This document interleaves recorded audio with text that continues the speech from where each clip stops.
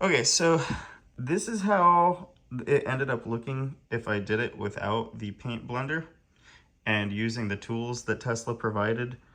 And I also took some tape and kind of sectioned it off so I wasn't getting a bunch of excess paint all over the place. It was just kind of concentrated in that one spot.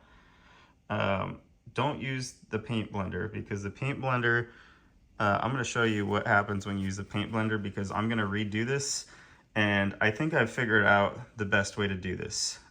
So I'm going to actually, even though it doesn't look bad, I mean, it doesn't look, obviously there's some imperfections there, but the color matches. You know, you can just see kind of like the ridges, which is what I want to fix. So I think I know how to do that, and this video is going to be me going through this process with you guys, showing you how that works. So first off, I'm going to get the blender, which I call the eraser, and I'm just going to put that all over this stuff that I just did on there, and I'm basically going to erase all of this, and I'm going to redo it again with you guys, because I think I figured out the way to do it. So what I've done now is I've taped this off, and you probably can't tell on the camera, but in person I can see where the divot is, where the, you can actually like scrape your finger. Here, maybe you can kind of see right there. See right there? That's it. So I'm literally, I'm going to, stupid phone. There we go. So you see it? That is the divot. So I'm literally just gonna cut that part out with a razor blade. All right, now I think this is perfect.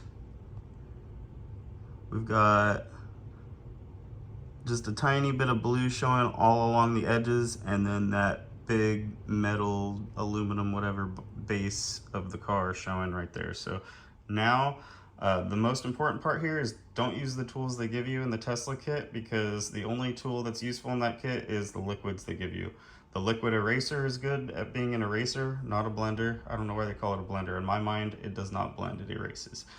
So if you go into it with the right expectations, it works good. It's an eraser. That's how I got all this off. So you don't need that if you do it this way. You don't need it, period, because it sucks. So what I'm gonna do is I'm gonna take a water brush paintbrush. So I got a nice little water brush paintbrush. I'm gonna pull up here in a second, and you can see, you know, what I use, which happens to work way better than what they give you. Lets you keep everything nice and smooth and even, which is the most important. You don't want to have any inconsistencies. The original part of this video, you saw the little bumps and imperfections. Like, it matched the car, but there you could definitely, you could definitely see it if you're looking for it. So my goal is to make it as close to the original look as possible, and I think I got it, because I definitely believe the paint can do it. The paint that they give you is capable of getting the results that you want. It just comes down to mastering how to do it. I'm sure some guy that was like a pro used the tools and said, look, this can be done, showed Elon Musk, and he said, sure, go ahead and do it. And then some other guy picked some crappy little tools to put in the box, and nobody's been able to be successful because they just use the tools in the box, which are just garbage. So, all right, let's go. I would use either like a water brush, or what originally gave me this idea was nails, like painting nails. So if you literally have one of those little brushes that they use to like paint nails, I'm sure that would work maybe even better than the watercolor brush that I'm going to be using. But that's what I'm going to be using for now. All right, so make sure you shake both of these up really good before you use them, the paint and this solution, the eraser solution as I call it, the blending solution. They need to be shaken really well. This is the brush that I'll be using, and I use this solution to keep the brush clean. I'm sure there's other stuff I could use, but this works good. After each application, you want to let it sit for, like 15 minutes or so. So I do 15 minutes just to be safe. You're doing this, you want to do it right, better safe than sorry. Just, do it right once and then don't have to do it again. So, cheap little Amazon watercolor paintbrush. I got this for my kid so he can paint, and I got a whole pack of them for like a few bucks. So he's not even gonna know this one's gone. After each time I do a layer of paint on here, a nice thin layer. You're gonna probably end up doing, I'm gonna guess right now, around like 8, 10, maybe more layers. So the goal is just keeping it nice and even and consistent, which is easy to do with a brush like this. And then after every time you use this brush, make sure you clean it thoroughly in this solution. That way it's not caked up and it gives you a nice clean final coat. Because what I notice is towards the end of doing this, your brush is gonna get all nasty if you're not keeping it clean. And then that final coat, which is like the most important, you know, a very important one, you know, it's gotta be, everything's gotta be perfect. Every coat is important. You know, the first coat's important and so is the final coat. But once you're at the final coat, if your brush isn't perfect, you're gonna mess up everything that you just did. And you can't wipe it off without this eraser, which is gonna mess everything up. As soon as you use this, it's gonna mess everything up. So remember, do not use this on the paint. I'm only using this for this paintbrush, that's it.